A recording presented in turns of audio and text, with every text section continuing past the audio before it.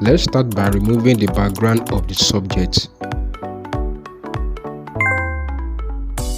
Add a layer mask after the selection is made.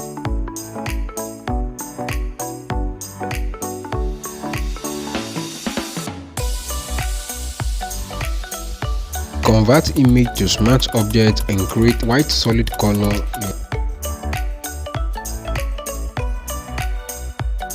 Follow this process to create a saturation adjustment layer.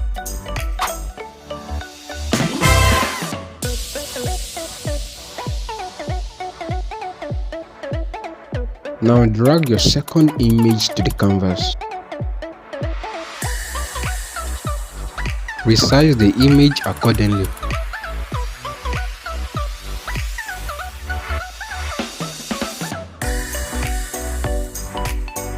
For the same process, create another saturation adjustment layer for the new image. Choose the new layer and change the blending mode to screen. Choose the soft round brush and make sure the foreground color is black and brush any unwanted areas.